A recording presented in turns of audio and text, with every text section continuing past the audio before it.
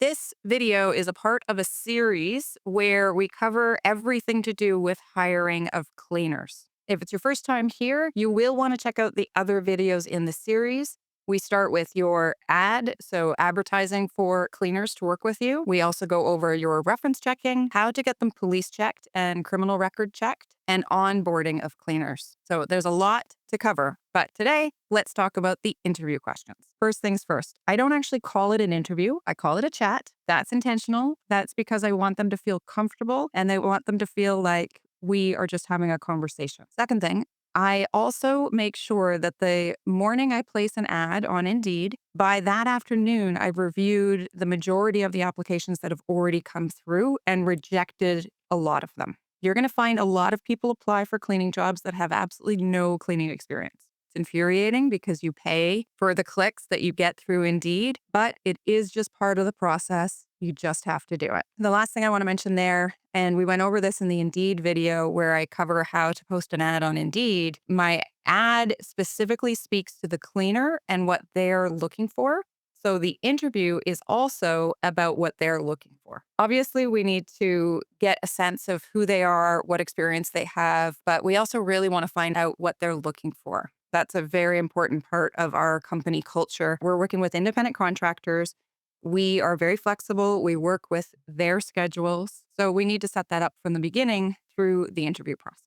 Now, there's 7 questions I always ask. Grab a pen, grab some paper, write them down. Okay, so our 7 interview questions. Number 1, what do you love about cleaning? We always start there. I always like to make a little joke after they've told me what they love about cleaning. I'll say something like, oh, thank God for you, because I hate cleaning. But what I'm good at is working with cleaners. So I help with scheduling. I help when clients change their schedule, for example, so that you still have a full schedule, even though a client might want to cancel. And I'll help with chasing payments. We have an automated booking system where people can put down Visa, MasterCard, or American Express so I can make sure our cleaners get paid. So those are the kinds of things I do. But God, I absolutely hate cleaning. Good for you. That's so great to hear. They just love to feel validated and that they're part of a culture where their skills are valued, but it's also just a good way to kind of ease into the conversation. Tell me about your last paid cleaning job. When we start talking about your last paid cleaning job, now you'll note that I said paid. That is because some cleaners will have experience volunteering in their church, for example, or maybe they volunteered when they were in high school at a hospital. That doesn't really count in our books. We're really looking for cleaners that have paid professional cleaning experience. So if at this point in the interview we discover they don't actually have any experience, this is where I can cut the interview short and just say, oh, okay, cool. Since you don't have the experience we're looking for right now, what I recommend doing is going out, find your own clients, and come back to us when you have a year or 2 experience.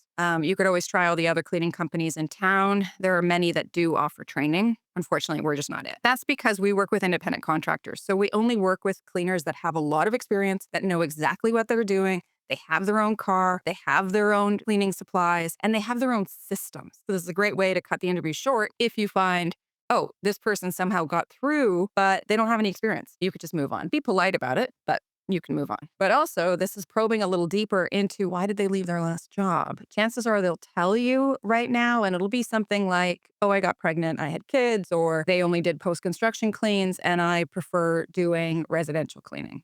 So regular house cleaning. So they'll probably tell you this here. It's a good idea for you to probe a little bit so you can get a real understanding of what their last professional job was. And then we start talking about what are they looking for? So what is it that they're looking to do? Do they want to work every day? Do they want to work when clients are home? That part of it is actually really important in 2025 and beyond because most of our clients do work from home now. Sometimes cleaners that have been out there for 10 years, they're used to people not being home. And so they might not like that shift. They prefer working alone. So maybe they're looking for an evening job where they work in offices that are empty. If that's what you do as a cleaning company, great. It's not what we do, so that wouldn't be the right fit for us. But here's where you can find out, is this person truly the right fit for your company in terms of what they're looking for? And I will advise you here, don't try to make something work that just isn't going to work. So if the cleaner's only available in the evenings and you work mostly in the days, this isn't worth either of your time. This conversation is really about eliminating wasted time trying to make something fit that just isn't going to fit. And that's totally okay. And it works both ways. Here's where we get into, are there any types of cleans you don't enjoy? Post-construction cleans, for example. We don't do a lot of them, but let me know if that's the kind of clean you love doing or you hate doing. And they'll tell you if they've never done them, but they're open to it, or they've done them and they absolutely hate them because the trades are really dirty and they don't clean up after themselves and they feel disrespected. Whatever. They'll give you the details here. Do you prefer working alone or in a team? In our case, I love working with cleaners that love to work with others, but I also super respect the cleaner that has their systems in place, knows what they're doing, and doesn't want to work with anyone else. I'll add that to their file so that I know not to partner this cleaner with another cleaner. Most people will say, oh, I'm fine with working with others. It creates a really positive work culture when you have great cleaners on your team.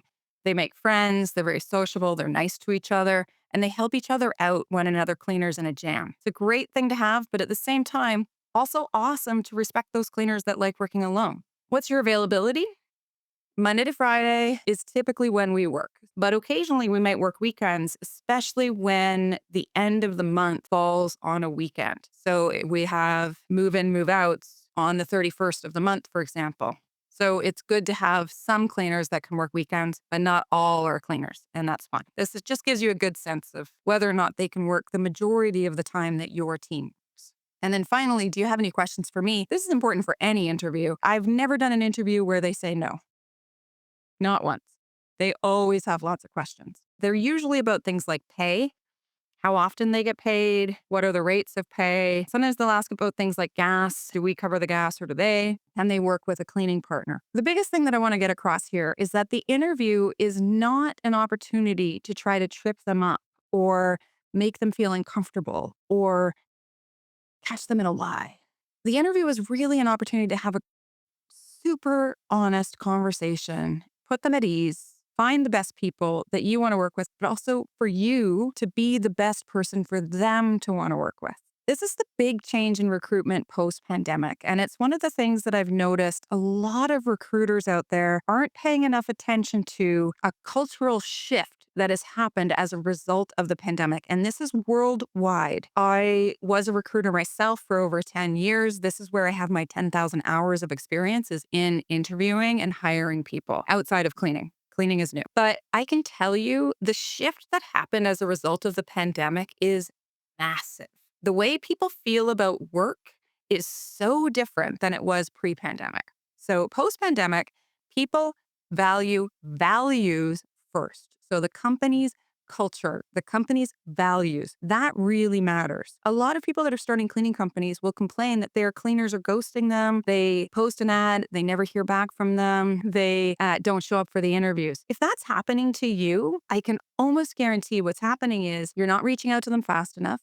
Your ad isn't speaking directly to them. You're talking about yourself too much or your company too much or what we want rather than what you want. And then for the actual interview itself, if they've applied today and you reach out to them within a few hours of applying, you should be able to get that person on the phone. If they ghost you, don't worry about it. It's just like online dating. Just let it go.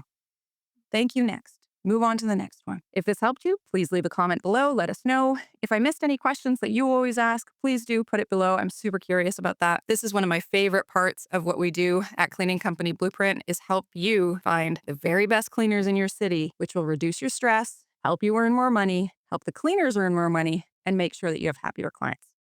All right, thanks so much.